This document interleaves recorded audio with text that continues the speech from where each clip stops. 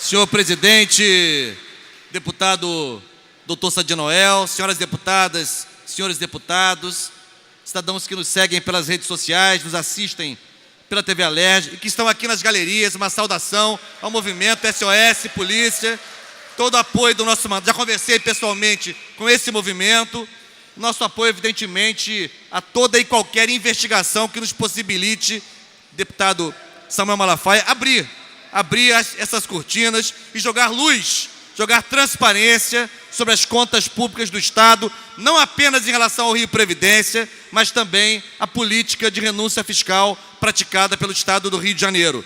Ao mesmo tempo, reforçar, que já disse aqui na tribuna, que já disse conversando com as categorias do serviço público que nos procuram, que o nosso mandato seguirá firme e vigilante, de modo que a fatura desta crise não seja paga principalmente pelos servidores públicos estaduais, não seja paga pela população que mais precisa dos serviços públicos na educação, na saúde, na assistência, na segurança pública, as áreas mais estratégicas da vida cotidiana do povo do nosso Estado. Mas, senhor presidente, justamente nesse contexto difícil que enfrentamos, eu queria lembrar aqui algumas questões que reforçam o jogral puxado agora há pouco pelas galerias, lembrando segurança e educação, algumas notícias que nos deixam realmente muito impressionados.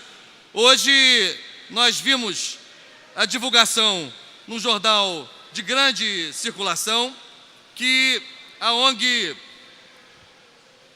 Pró-Saúde, veja, a deputada Marta Rocha, chega a ser um paradoxo, Pró-Saúde, que administra, a OS Pró-Saúde, que administra o Hospital Adão Pereira Nunes, em Saracuruna, em Duque de Caxias, já anunciou que no próximo dia 22 deixará a administração do hospital por ausência de repasses por parte do Estado, e aí não se sabe qual será o destino deste que é um importantíssimo hospital estadual, não apenas para Caxias, mas para toda a Baixada Fluminense. Eu quero, com esse fato, trazer de novo à baila a discussão que tem insistido aqui.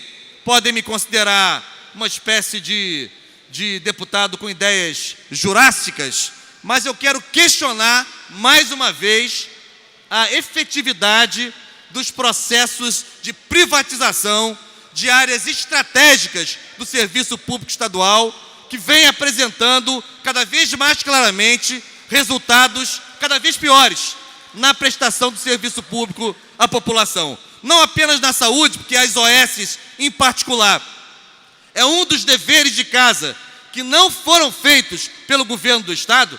No ano passado, inclusive, os contratos com as OS aumentaram exponencialmente de valor, enquanto caíam de maneira também significativa a qualidade na prestação do serviço público de saúde nas unidades estaduais, mas também em outras áreas privatizadas, como, por exemplo, no transporte aquaviário. Leio aqui também com atenção e com interesse que a Defensoria Pública do Estado entrou com uma ação civil pública contra essa decisão de redução dos horários dos serviços das barcas, que começou a ser implementada esta decisão nesta semana, nos feriados, nos finais de semana e durante horários noturnos e na madrugada, atingindo gravemente a mobilidade de milhares, de dezenas de milhares de passageiros de barcos. Eu quero aqui lembrar, eu fiz um retrospecto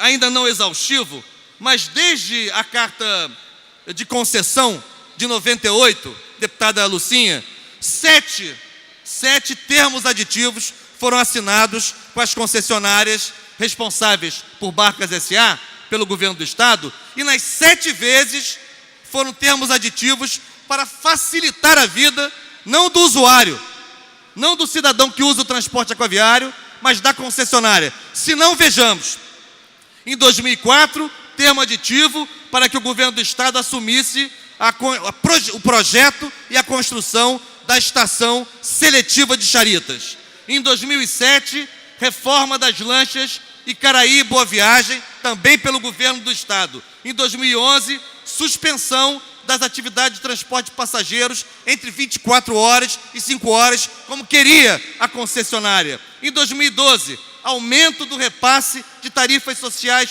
do Estado para a concessionária. Em 2012 ainda, autorização do Estado para que parassem de circular várias barcas que funcionavam até então. Em 2006, aumento de tarifa através de termo aditivo. E em 2007, baixa de outras lanchas, como Itapetininga, Imbuí e Mangaratiba. Então quero aqui dizer, nesse rápido resumo, que todos, sem exceção, todos os termos aditivos assinados pelo governo do Estado com a concessionária foi para flexibilizar as condições previstas na Carta de Concessão Original de 98, não em favor do interesse público, mas em favor do interesse privado da concessionária. E além disso, o governo do Estado adquiriu, ao todo até agora, 9 embarcações que foram colocadas à disposição da concessionária. Então, deputado Dr. Sadi Noel, prefeito eleito de Itaboraí, eu não consigo entender. Deve ser um problema de limitação cognitiva, raciocínio obtuso, né? Mas eu não consigo entender um processo de privatização em que o poder público concedente atua permanentemente em favor dos interesses da concessionária e atua também investindo recursos públicos no aprimoramento e no aperfeiçoamento do serviço já privatizado. Eu não consigo entender a lógica, eu só percebo que cada vez mais, seja em relação ao transporte aquaviário, seja em relação a esse exemplo que dei agora do Hospital de Saracuruna, o tempo todo e a cada dia, a cada momento, em diferentes exemplos, em áreas distintas, o processo de privatização cantado em prosa e verso, como aquele que, afinal de contas, resolveria o problema da prestação do serviço público com agilidade, com eficiência, com economicidade. Nada disso tem acontecido.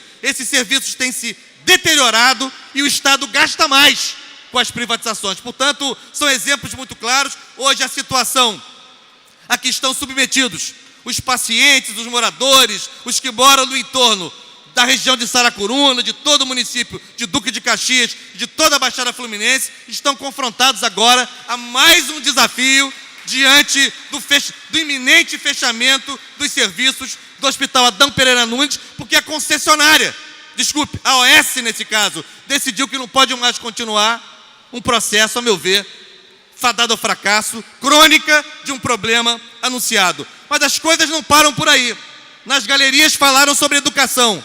Acabei de conversar durante a ordem do dia com o presidente da Comissão de Educação, deputado Conte Bittencourt, comissão que eu integro também, sobre a necessidade de fazermos, e ele já vai anunciar uma audiência para a próxima semana, uma audiência para que a Secretaria de Estado de Educação do Rio de Janeiro apresente o seu planejamento de oferta de vagas para o ano de 2017. E por que isso é importante? Não é apenas porque estamos terminando mais um ano letivo, diga-se de passagem, um ano letivo conturbado, que vai ser concluído de maneira improvisada em boa parte das escolas estaduais, mas porque cada vez mais se difundem boatos de que várias escolas estaduais serão fechadas, deputada Marta Rocha, antes do início do próximo ano letivo. Quero aqui lembrar, deputado Dr. Sadi Noel, de um caso emblemático que Vossa Excelência acompanhou pessoalmente.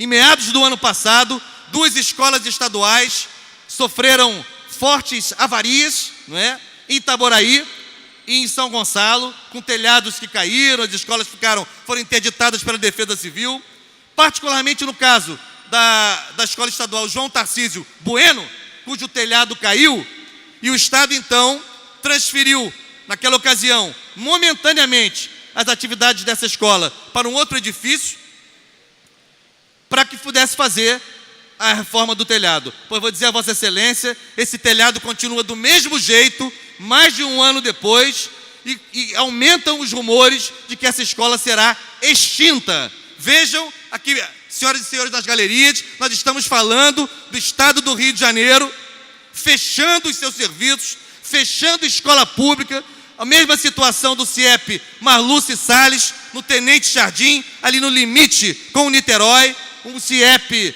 foi cada vez mais esvaziado e agora ameaçado de ser fechado, como também é o caso do Colégio Estadual Mauá, Cônego Goulart e Vila Guarani, todos em São Gonçalo, ameaçados de fechamento. Sem falar aqueles que o Estado já abandonou. E eu vou dizer a Vossa Excelência para lembrar, a LDB, a Lei de Diretriz e Base da Educação Nacional, salvo engano, está em vigor ainda. Aliás, esse ano, no mês de dezembro, ela completa 20 anos, já que foi sancionada em 20 de dezembro de 96. Vou concluir agora, presidente doutor Sadi Noel. 20 de dezembro de 96. E ela deixa muito claro que a educação infantil é de responsabilidade do ente municipal. O ensino médio é de responsabilidade do ente estadual. E o ensino fundamental é de responsabilidade compartilhada entre estados e municípios, de acordo com cada situação, com cada contexto específico. Pois o Estado do Rio de Janeiro, desde o início do governo Cabral, iniciou um processo que não se interrompeu de desvencilhamento de suas escolas, cada vez mais tenta enfiar goela abaixo dos municípios as suas escolas, ou fechá-las pura e simplesmente. O nosso mandato vai denunciar, e vou concluir, vai denunciar toda e qualquer tentativa de fechamento de escola no Estado do Rio de Janeiro. Por isso fiz questão de usar o microfone nessa tarde de hoje, senhor presidente. Muito obrigado.